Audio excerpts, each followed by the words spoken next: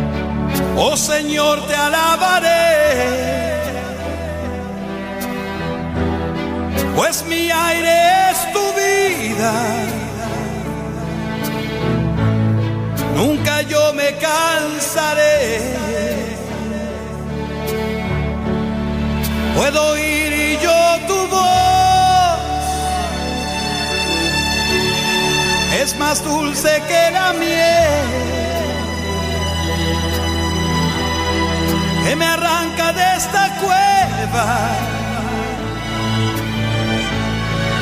y me lleva hasta el cielo. Ya vi fuego y terremotos, viento fuerte que pasó. Ya viví tantos peligros, sí Señor, mas tu voz ya me calmó.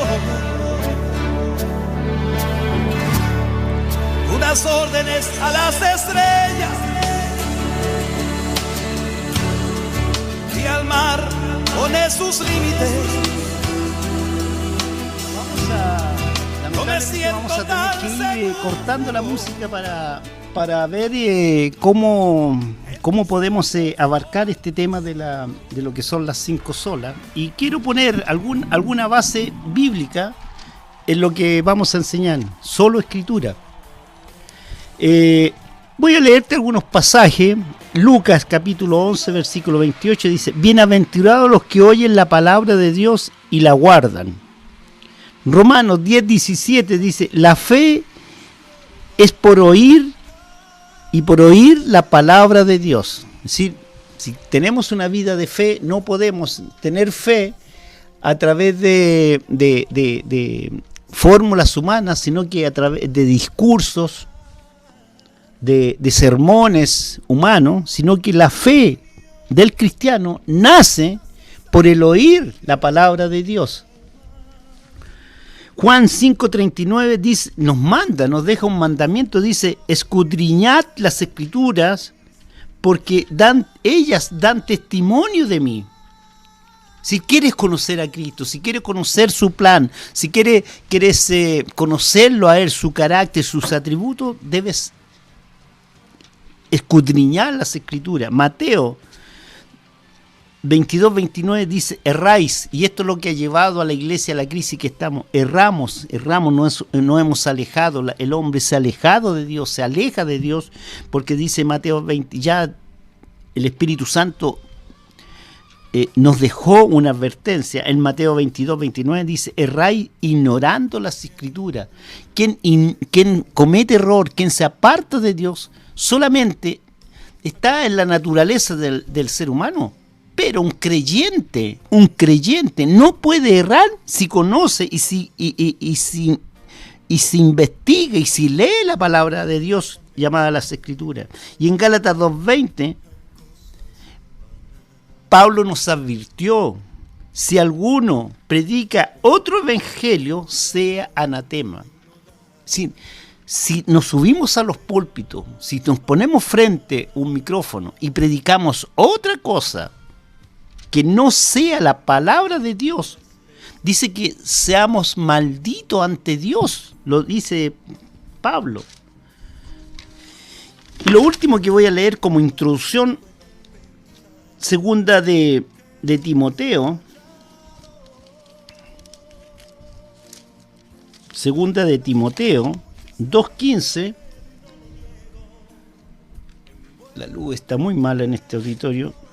Procurad con diligencia presentarse ante Dios aprobados, como obreros que no tienen de qué avergonzarse, que usan bien la palabra de verdad. Esto es para los pastores, esto es para nosotros, que nosotros queremos enseñar, queremos hablar en el nombre de Dios, meternos en la iglesia. Solamente tenemos que proclamar el evangelio y analizar cualquier situación a la luz de la palabra.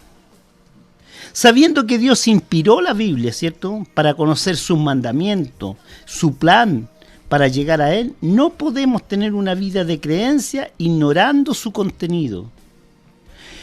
algunas condiciones para leer la palabra de Dios, o algunos conocimientos que debemos entender, que toda la palabra de Dios fue inspirada por Dios a través del Espíritu Santo, que fue escrita a través del Espíritu Santo, que debe ser predicada a través del Espíritu Santo. No puede haber un hombre que no sea salvo, que no haya sido sellado por el Espíritu Santo, que pueda incluso predicar, porque podrá leer, podrá retransmitir, pero nunca va a recibir esa inspiración contenida en la Biblia a través del Espíritu Santo. Debe ser oída con la ayuda del Espíritu Santo y debe ser aplicada con la ayuda del Espíritu Santo. Así que, por lo tanto, si yo estoy en un auditorio, en una iglesia, que no son salvos, que no son sellados por el Espíritu Santo, van a haber horas y horas y años escuchando palabras, sermones, que nunca van a quedar retenidos en el corazón de esas ovejas. Por lo tanto, su vida de creencia va a ser vana. Desde la creación, ya lo dijimos, y en cada dispensación el hombre se ha apartado de Dios por desobediencia y por no conocer la palabra de Dios. Aquí ya vamos a entrar en lo que fue la Reforma. Dijimos, Martín Lutero invitó a que pudieran discutir los teólogos de ese tiempo, pero dijo, vamos a discutir con un documento sobre la mesa, y ese documento va a ser la palabra de Dios, la Biblia. La iglesia del siglo de la Reforma había caído en una religión caótica, viviendo solo en parte lo que dice la Biblia, más los dogmas de la iglesia. Y también hoy, si estamos analizando, existen dogmas, existe la palabra, pero existen tradiciones, costumbres que hace la gente, hacen las iglesias evangélicas como dogma, como tradición, pero que no tienen respaldo bíblico. Hay abusos que hemos visto en los últimos tiempos que están dentro del pueblo de Dios, dentro de los templos de Dios, porque se apartaron de la palabra de Dios. Hay corrupción, porque hasta roban en el nombre de Dios. La tradición y la comercialización de la salvación todavía en el 2019 lo podemos ver en algunas iglesias. Los reformadores planteaban que todo lo que se cree y se practica debe fundamentarse en la palabra de Dios, y eso también, como fue en el 1517, 1520, hoy debe ser toda nuestra vida de creencia. Todo lo que nos enseñan, todo lo que tú recibes, todo lo que tú vas a explicar, tiene que tener un respaldo bíblico, si no es vano. La palabra de Dios es viva. Primera de Pedro 1:25. Es total y completa formativa. Segunda de Timoteo 3:16. Cumple su objetivo en Isaías 5:19. Pulveriza el corazón de piedra del hombre. Jeremías 23:29. Representa el poder del Espíritu Santo. Efesios 17 y Romanos 1:16. Produce la fe en Romanos 10:17. Todo esto es lo que hacen. La Biblia es el soplo de Dios. Cuando Dios dio vida a Adán, el mismo soplo fue la inspiración que tuvieron esos escritores, y que hoy día tú tienes ese mismo soplo de Dios a través del Espíritu Santo. Es el que debe respaldar un sermón desde un púlpito, el que debe funcionar y activarse a través de las bancas para que se produzca la conexión completa de que Dios sopló para que haya revelación, que los escritores recibieron ese soplo, que ese soplo sigue actuando porque el Espíritu Santo está vivo en el predicador, en el pastor, y que termina en el corazón del oyente de la ley. Si no hay esta cadena de conexión con el Espíritu Santo, todo se rompe y todo es vano. En el siglo XVI, ¿qué pasó? La iglesia había implantado la religión alejada de las escrituras. La indulgencia por ningún lado tienen un respaldo bíblico. Martín Lutero no encontraba relación entre lo que decía la Biblia y cómo actuaba la iglesia. Muchas veces hoy día también nosotros podemos decir lo mismo. No hay relación entre lo que dice la Biblia y lo que viven las religiones. No era por ignorancia teológica o bíblica, era por las conveniencias papales y los sacerdotes. Tenían quizás un aspecto jurídico, pero estaba lejos del plan de Dios. Y Dios los advierte en 2 de Pedro 3:14 cuando dice: por lo cual, oh amados, estando en espera de estas cosas, promesas, procurad con diligencia ser hallados por Él sin mancha e irreprensible paz. Versículo 16. Casi en todas las epístolas Pablo hablando de ellas, estas cosas entre las cuales hay algunas difíciles de entender, los cuales los indoctos, los ignorantes teológicos, inconstantes, tuercen como también las escrituras para probar para su propia tradición. Y cuando habla otras escrituras está hablando del Antiguo Testamento, y hoy día nos predican y hacen una ensalada, un cóctel de pasajes fuera de contexto del Antiguo Testamento con los del Nuevo Testamento, con lo que fue la revelación para el pueblo judío versus lo que es la relación para nosotros los gentiles. Versículo 17. Así que vosotros, oh amados, sabiéndolo de antemano, guardaos, no sea que arrastrado por el error de los inicuos caigáis de vuestra firmeza. ¿Cuál es nuestra firmeza? Nuestra fe. 2 de Pedro 3:16. La Reforma dio un giro a la religión completamente en ese tiempo. Puso la palabra de Dios sobre todas las cosas, sobre la religión, sobre las costumbres, sobre las dogmas, y eso también tiene que ser. La Biblia es el pensamiento de Dios por sobre todas las tradiciones, por sobre todas los dogmas, por sobre todo pensamiento humano. La Biblia es el pensamiento de Dios por sobre todas las cosas. ¿Cómo la Reforma nos llevó y estableció la palabra de Dios como base? Martín Lutero, habiendo denunciado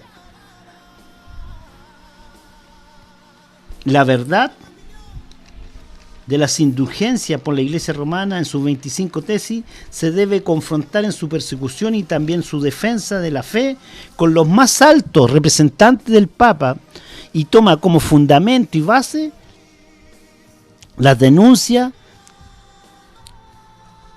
ellas en las 95 tesis, pero él dice y él plantea: vamos a estudiar, vamos a discutir frente a lo que es el pensamiento de Dios. Martín Lutero y los reformadores afirmaban que todo lo que se cree y se practica debe estar respaldado y escrito en la Biblia. Nadie tiene, mira, esto es muy importante, nadie tiene autoridad alguna para estar sobre la palabra de Dios. Mateo 22:29. Entonces, respondiendo Jesús les dijo: erráis ignorando las escrituras y el poder de Dios. Por eso la iglesia ha caído en crisis. Por eso, gente de visita que tenemos en la iglesia, porque erran, porque no tienen fe, porque desconocen completamente la palabra de Dios.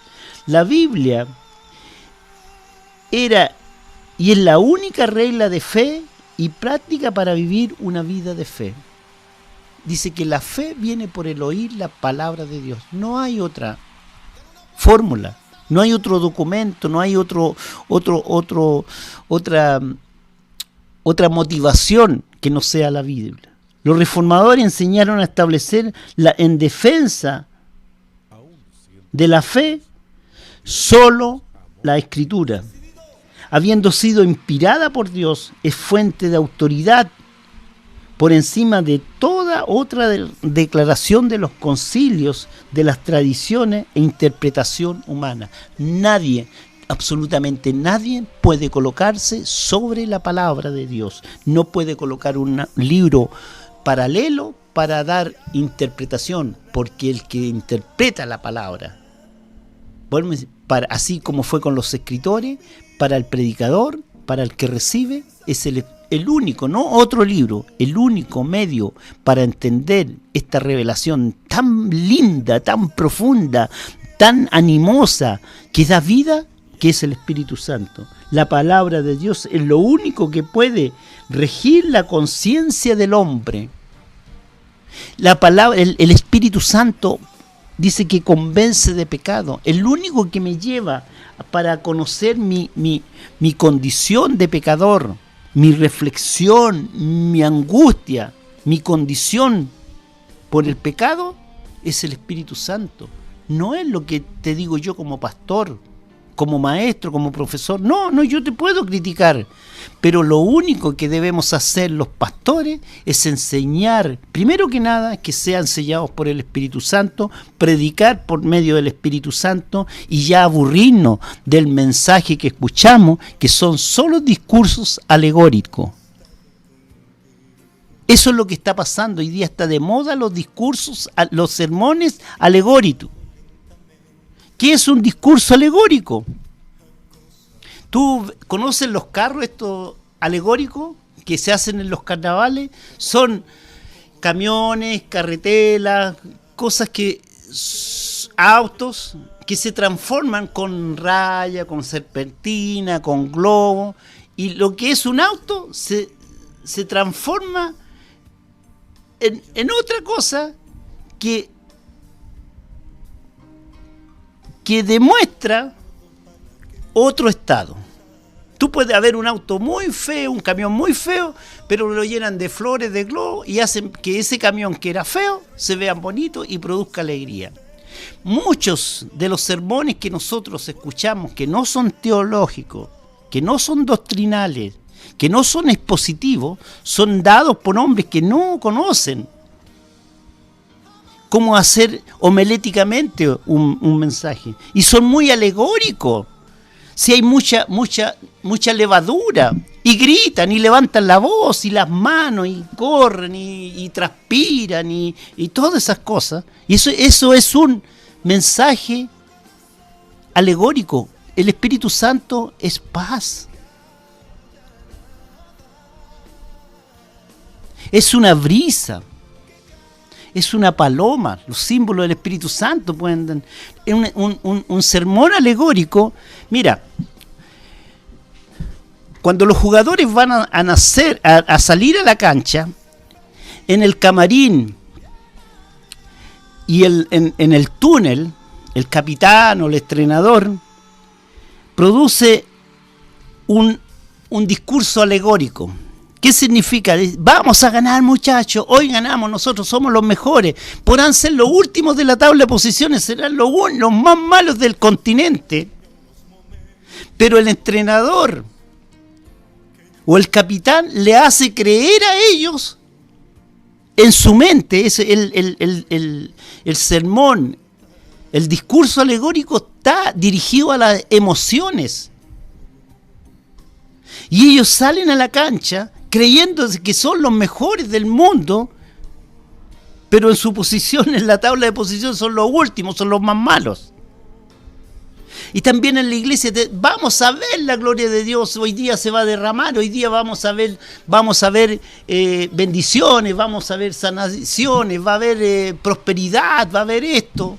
Pero eso es solamente, es colocarse sobre la voluntad de Dios. Porque no porque lo diga un predicador van a ocurrir las cosas, porque ningún predicador va a mover a Dios, va a darle orden a Dios. Dios es soberano, y en la vida de cada uno de nosotros nos va a sanar si Dios nos quiere sanar, nos va a prosperar si Dios nos quiere, nos va a alumbrar, nos va a dar ministerio, siempre en la voluntad de Dios, pero no en lo que nosotros queramos. La oración produce eso, no es un medio para activar a Dios y para cambiarle su decisión sobre nuestras vidas, sobre alguna situación. La oración va dirigida al creyente para que nosotros podamos entender la voluntad de Dios y resignarnos y prepararnos para lo que viene. Eso es lo que hoy día podríamos considerar como un elemento gravísimo en lo que ha llevado a la crisis teológica y de desconocimiento del pueblo evangélico, donde existen 20 gloria a Dios en un mensaje, en un culto, donde la gente se para, donde la gente está contenta, pero no retienen la palabra de Dios, la voluntad de Dios. Sermones alegóricos nomás, donde hay muchas muletillas y gloria a Dios y Dios va a hacer milagros. ¿Cómo sabes tú que Dios va a hacer milagros hoy día?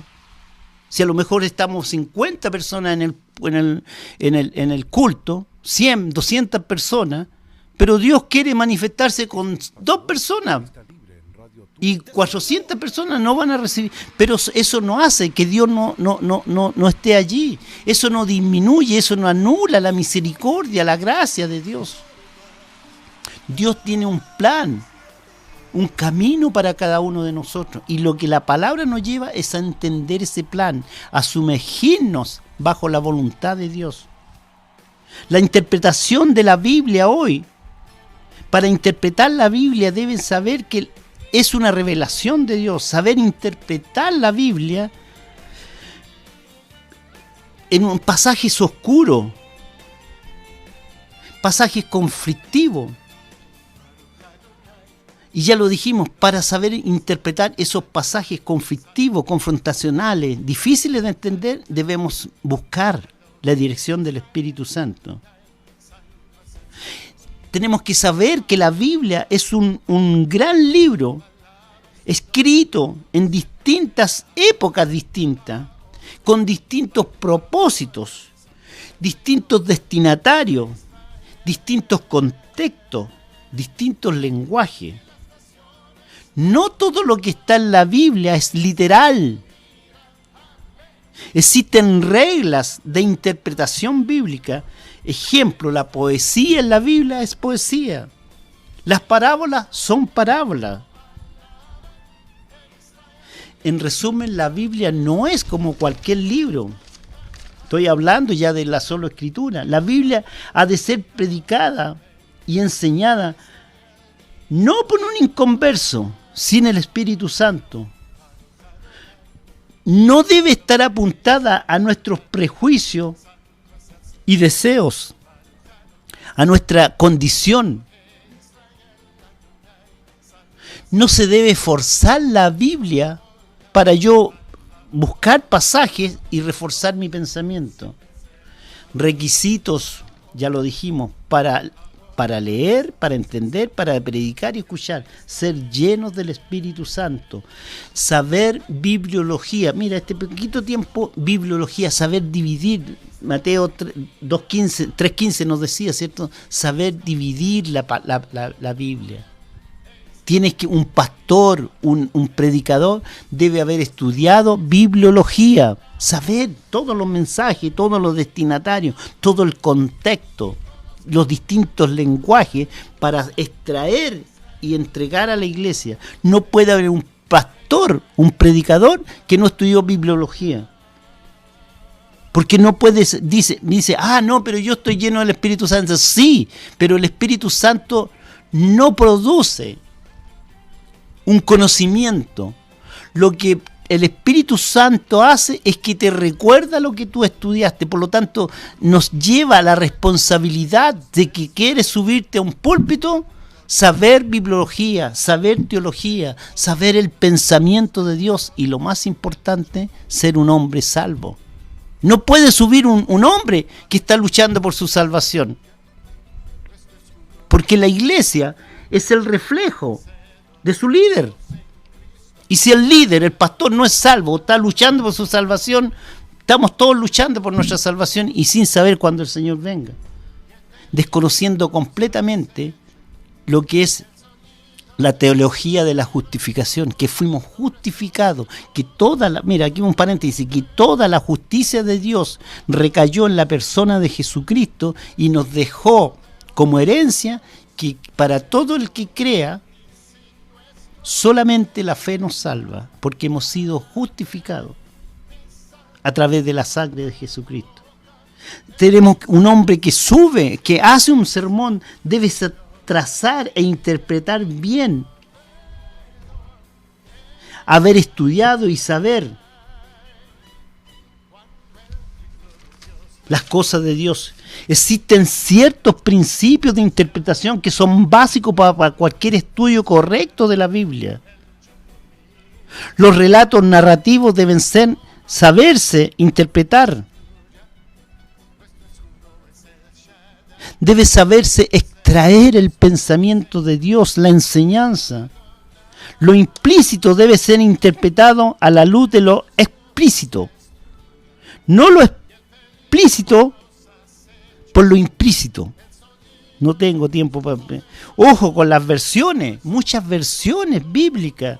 Reconocer el lenguaje original, las versiones que se han ido estableciendo de la Reina Valera han ido acomodándose a la cultura de ciertos tiempos, pero nosotros debemos volver, un pastor debe tener una Biblia de estudio, debe tener referencia, debe tener un comentario bíblico, para saber interpretar, debe cuidarse de las versiones. Los reformadores afirmaron que solamente los hombres bajo iluminación del Espíritu Santo deben estudiar la Biblia para defender el pensamiento de Dios, el pensamiento de Cristo, la salvación y las prácticas de la Iglesia. Eso es lo que manifestaron los reformadores cuando dicen solo la Biblia, y hoy día nosotros, lo que fue fundamento para la Iglesia evangélica, solo la Biblia, no está siendo aplicado. La dirección de la Iglesia no está siendo aplicada según la Biblia. Los ministerios no están siendo dirigidos según la Biblia. Tenemos misioneros en los púlpitos de la Iglesia, por ejemplo. Tenemos apóstoles, nuevos apóstoles. Tenemos arcángeles. ¿Dónde está en mi Biblia? Si un misionero es el que tiene que predicarle a los inconversos, no a los que... yo no puedo invitar a un misionero a mi iglesia, porque en mi iglesia, si no lo tengo claro, todos son salvos. Y yo como pastor cuido mi rebaño. Yo a mi familia, a mis nietos que tienen 20, 25 años, no les doy leche. Toman leche por costumbre, pero ellos tienen alimento sólido. Yo a mis nietos, cuando tenían 5 años, 4 años, le enseñaba a sumar con tapitas de bebida, con bolitas. Hoy día mis nietos estudian ingeniería y hacen unas fórmulas no sé cuánto, que ya ni las entiendo, pero fue necesario que yo le enseñara a sumar con bolitas para que hoy día él esté estudiando ingeniería industrial. A mi nieto, otro nieto, yo le enseñaba a coordinar, a dar los avisos en la Biblia, en la iglesia, perdón, y hoy día está ya haciendo su práctica de periodista. Fue ascendiente su trato con Dios. Hoy día tenemos pastores, predicadores que aún son niños, que entregan leche, pero no entregan doctrina. Me meto al internet y no encuentro sermones doctrinales. Me meto al internet y no encuentro sermones expositivos que enseñen, que desmenucen la palabra de Dios para que esa audiencia, esos hermanos que están en las bancas puedan nutrirse de la palabra de Dios. Todo apunta a sermones alegóricos que apuntan a las emociones. Los reformadores, ellos al formular las 5 solas y la sola escritura apuntaban a establecer una teología bíblica basada solamente en la escritura. ¿Y por qué en la escritura? Porque también se estableció que la Biblia tiene ciertas cualidades. Yo te pregunto, pastor, ¿tú sabes las cualidades que tiene la Biblia o las que se establecieron? ¿Tú sabes lo que significa este documento, este libro tan importante que es el pensamiento de Dios? Y se estableció que la Biblia es la revelación de Dios, no de los hombres. Por lo tanto, no nos permite interpretarla a nosotros. La Biblia se defiende sola. La Biblia es suficiente. No hay otro libro, no hay otro pensamiento que se pueda... Estoy leyéndote las cualidades de la Biblia. La Biblia es precisa, no sé qué, justa, precisa, pero tienes que saber extraer. La Biblia es la autoridad divina. No hay otra autoridad, no hay otra revelación nueva. Hay una corriente de ahora, de falsos apóstoles que vienen con una revelación nueva. ¿De qué? ¿Sobre la Biblia? No, Dios todo lo estableció y Él lo dijo. Nadie me pone un punto, le suma un punto o una coma a este documento. Así que, ¿qué revelación? La Biblia es infalible, es decir, no falla. La Biblia es infalible. Eso está en Número 23:10. La Biblia es canónica. Se escribió hace 1500 años y se estableció todo el orden de los libros que debían estar y no estar en la Biblia. Es canónica. Es inspirada por Dios. La Biblia es doctrina. Toda la doctrina de Dios, del Espíritu Santo, de la salvación, de Cristo, está en la Biblia. Es doctrinal. Si tú quieres enseñar a tu iglesia, si tú quieres enseñar a tu pueblo, a tu comuna, a tu ciudad, enseña la Biblia y estás enseñando, y ellos vendrán a Dios. El resto del trabajo lo hará el Espíritu Santo. La Biblia es teológica, es ordenada, ahí está todo el pensamiento. Tú a través de este libro podrás tener toda una biblioteca, pero a través de este libro tú puedes estudiar la doctrina de Dios. Es escatológica.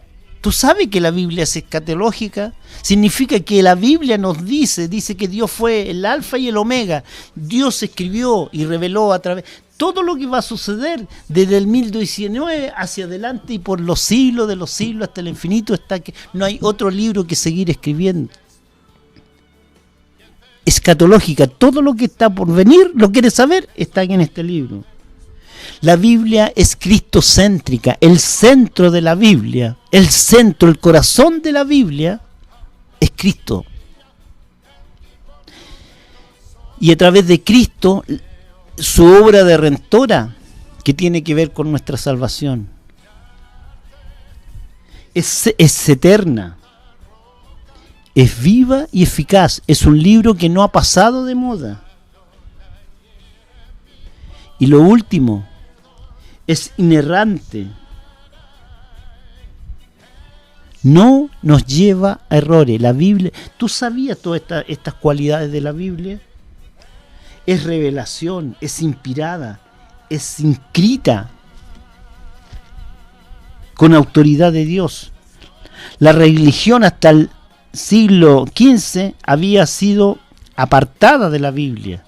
Martín Lutero y los reformadores tuvieron que enfrentar a Roma y su arma fue las Escrituras. El nacimiento del protestantismo se estableció en las 5 solas como pilares doctrinales. La discusión se realizaba en base a la Biblia. Dios los respaldó porque ellos tomaron como argumento la palabra de Dios. Para enfrentar la crisis, para analizar lo que está pasando, nosotros tenemos que entender que todo debe hacerse a la luz de la Biblia.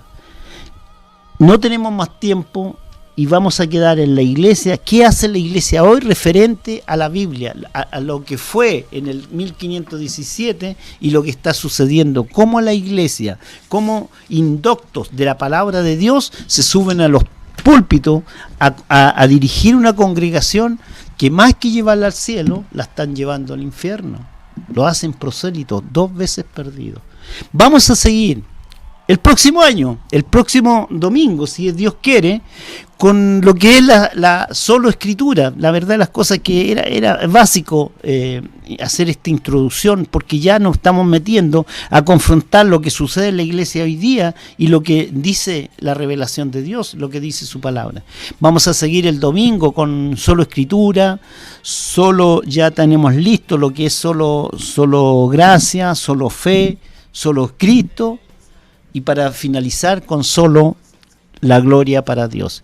Me despido deseándole un feliz fin de año junto a su familia. Oremos al Señor y pongámonos en su dirección para que Él nos utilice y podamos servirle según la palabra de Dios. Les saludo en el nombre de Jesús. Hasta pronto. Dios de Israel. ¡Hey! Y las naciones. Todas las declaraciones y conceptos del programa que se han transmitido son de absoluta responsabilidad de quienes las emiten y no representan